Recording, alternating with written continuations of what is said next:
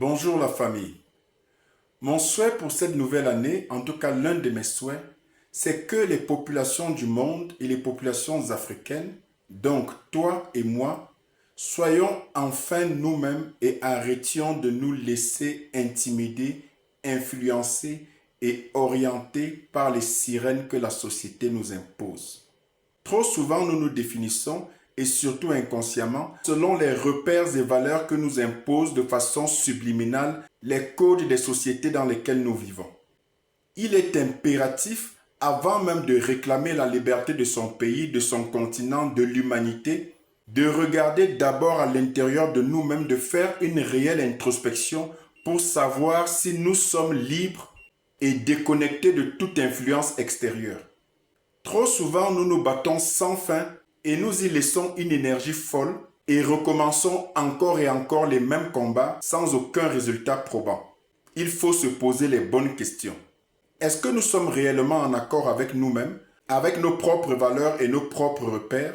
Est-ce que nous avons même déjà seulement commencé à identifier de façon objective les options qui s'alignent réellement avec nos aspirations profondes?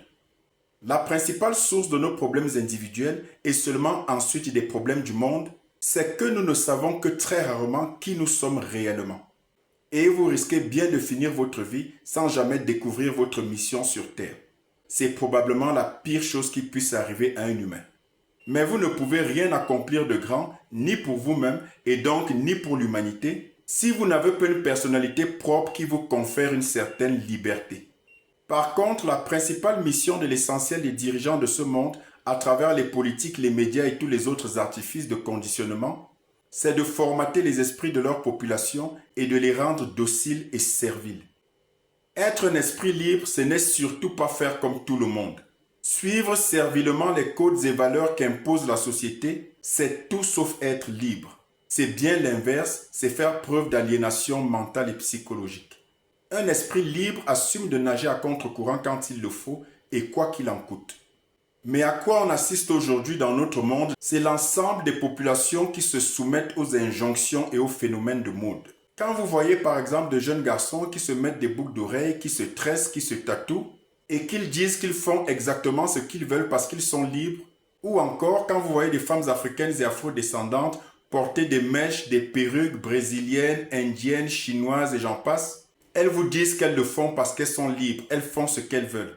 Ils se fourvoient allègrement et se fourrent le doigt dans l'œil jusqu'au coude, parce qu'ils expriment là justement l'inverse total de la liberté. Ils montrent qu'ils ne sont que de pauvres victimes de la mode, véhiculées à profusion et de façon intentionnelle par les médias.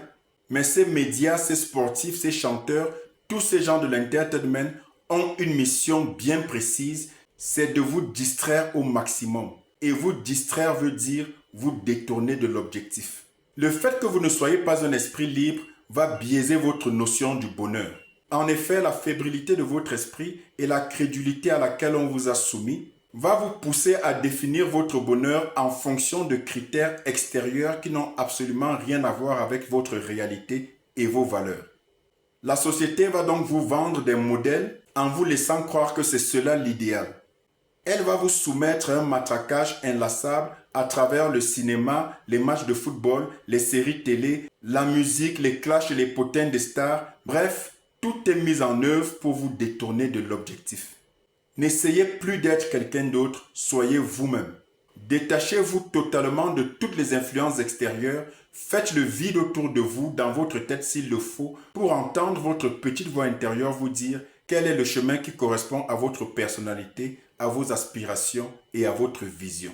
Dans les situations difficiles que vous traversez, arrêtez d'accuser et d'en vouloir à la terre entière.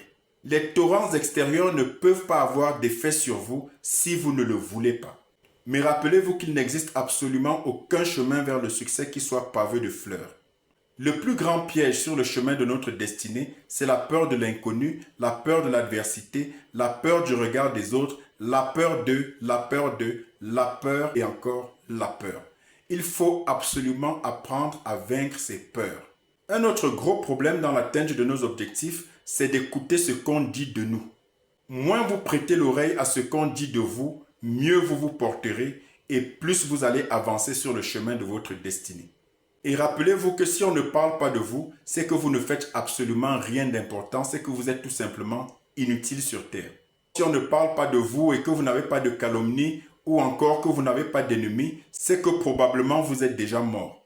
Mais si vous êtes bel et bien en vie et que vous avez compris votre mission, alors attendez-vous à ce qu'on parle de vous et qu'on essaye même carrément de porter atteinte à votre vie. Mais rappelez-vous toujours que c'est la lumière qui chasse les ténèbres et non l'inverse. Alors, quand vous vous offusquez de ce que l'humanité est exploitée, manipulée et oppressée, et à juste titre, commencez par vous poser la question de savoir si vous-même vous êtes un esprit libre qui puisse contribuer de façon valable à changer la donne dans ce monde. Si vous aimez trop votre confort et que vous n'osez prendre aucun risque et vous contentez juste de vous plaindre en famille ou avec des amis sous les chaumières, alors rappelez-vous toujours que vous êtes parfaitement inutile à l'avancement de la cause humaine. Mais si vous voulez enfin commencer à être utile pour contribuer au changement de ce monde, alors vous devez travailler à être un esprit libre. Défaites-vous de vos rancunes et rancœurs, ne vous préoccupez pas de ce qu'on dit de vous, descendez du train du suivisme et du mimétisme, libérez-vous de toutes les chaînes mentales qui vous asservissent et soyez enfin vous-même avec une personnalité propre, un esprit critique qui refuse de tout absorber telle une éponge, mais qui interroge et remet en question toutes les situations afin de se faire sa propre opinion. Voilà ce que être un esprit libre. Prends ta résolution cette année et décide de devenir un esprit libre qui apporte sa pierre à l'édifice de sa communauté, de son pays, de son peuple et de l'humanité tout entière.